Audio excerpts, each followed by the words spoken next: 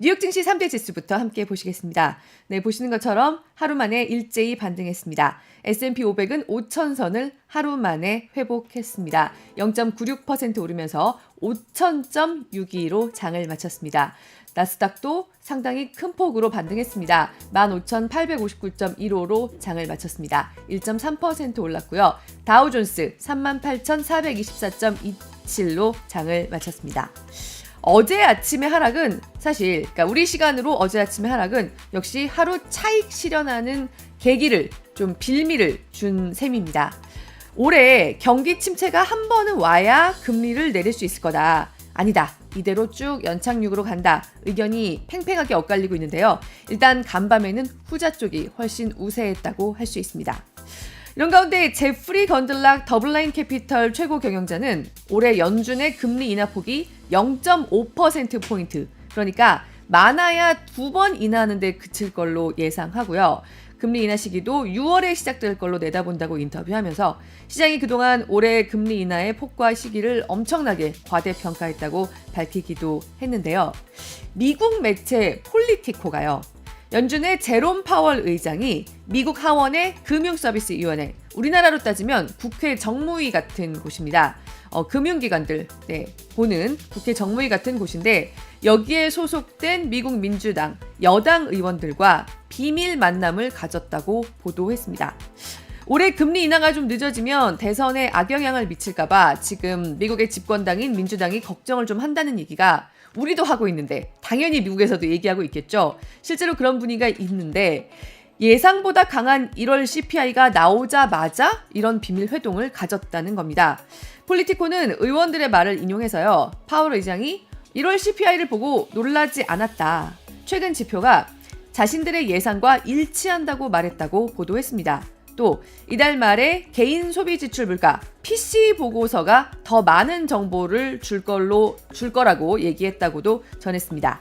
즉 지금까지 시장의 기대가 너무 과도했을 뿐 너무 예상을 벗어나지 않는 범위 안에서 금리 인하는 시작될 것이라는 의견에 좀 힘을 보태는 보도였다고 할 수 있겠고요. 모닝 라이브 패널들이 자주 언급해온 대로 6월이 첫 금리 인하의 시작이 될 가능성이 높다는 추측을 더욱 키우는 발언들입니다.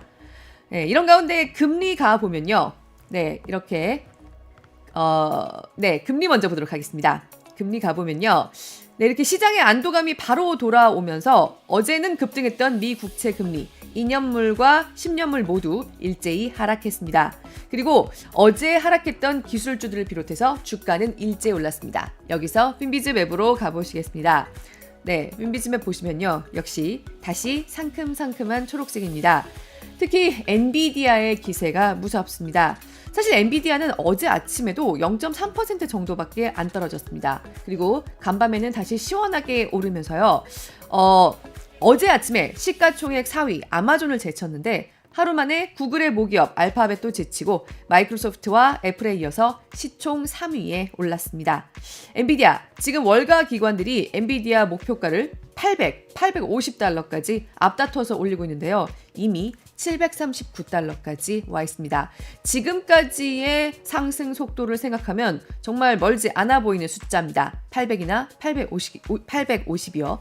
근데 과연 이런 어질어질할 정도의 쾌속 순항이 계속될 수 있을까요? 사실 지금 빅테크에는 상당한 피로감이 쌓여 있습니다. 잠시 후에 박승진 팀장과 좀 더 자세하게 얘기 나눠보도록 하고요. 여기서 종목판으로 가보면요. 저희들 화제 종목 우측 상단에 보여드리고 있습니다. 오늘 우측 맨 상단에 있는 건 리프트죠. 리프트. 어제 간밤에 35.12%나 폭등했습니다. 매출이 예상치를 웃돌면서 이렇게 폭등한 건데요. 근데 리프트가 사실 황당한 실수를 하나 저지른 게 있습니다. 이익 마진 중에서 하나에 0을 더 붙여서 실적을 발표한 겁니다. 당연히 투자자들이 이게 뭐야 하고 몰려갈 수밖에 없었겠죠. 리프트의 실적은 사실은 오늘 아침이 아니고 어제 아침에 미국장이 마감한 뒤에 발표됐는데요. 초기에 얼른 부지런하게 실적을 훑어봤던 사람들이 이게 뭐지? 하면서 리프트로 달려갔겠죠. 장외 시장에서 한때 60%까지 폭등했습니다. 리프트, 황급히 정정에 나서서 여러 사람이 검토했지만 실수했다고 CEO가 TV에 나와서 사과하기도 했는데요. 하지만 어쨌든 그래도 실적이 좋은 편이었고요. 또 간밤에 장 분위기도 좋아서였는지 장 열리고 나서도 시원하게 올랐습니다. 분위기가 좋으니까 투자자들이 애교로 좀 봐준 것 같습니다. 그리고 간밤에는 공유 택시 업체들이 다 좋았습니다. 우버는 70억 달러 규모의 자사주 매입 계획을 발표하면서 14% 넘게 올랐습니다. 그리고 저희 오늘 종목판에 따로 넣진 않았지만 지금 비트코인 가격도 다시 쾌조 보이고 있습니다. 52,000달러 한때 돌파하면서 코인베이스도 14% 넘게 올랐습니다. 이런 가운데 유가 가서 보시면요. 네, 뉴욕 유가 함께 보도록 하겠습니다. 8거래일 만에 하락했습니다. 그리고 하락폭이 상당히 큰 편입니다. 브렌트유는 배럴당 81.6달러에 장을 마쳤고요. 서부 텍사스산 중진유 WTI 1.58% 내리면서 76.64달러로 장을 마쳤습니다. 미국의 원유 재고가 큰 폭으로 늘었다는 소식이 들어오면서부터입니다. 매주 발표되는 미국 에너지 정보청 EIA가 지난 9일까지의 그때까지 일주일간의 원유 재고를 간밤에 발표했는데 시장 예상치를 무려 4배 넘는 원유 재고가 쌓여 있었습니다. 이렇게 재고가 많이 남았다는 소식이 들어왔으니 이 정도의 하락폭 이해할 수 있는 정도입니다. 그리고 어젯밤에 우리나라가 쿠바와 공식 수교를 시작했다는 소식이 들어왔죠. 정치적인 함의는 다른 뉴스에서도 좀 자세하게 전해드릴 거고요. 경제적인 측면에서 살펴보면 쿠바는 니켈과 석유 제품이 수출의 대부분을 차지하고요. 그리고 지난 2022년에는 외국의 자국 유통업을 개방하기도 하면서 경제난을 타개하려고 노력하는 중입니다. 쿠바와의 수교가 앞으로 우리에게 줄 기회들도 관심거리라고 할 수 있습니다. 네, 간밤 꼭 알아야 할 뉴스와 지표들 이 정도로 살펴보도록 하고요.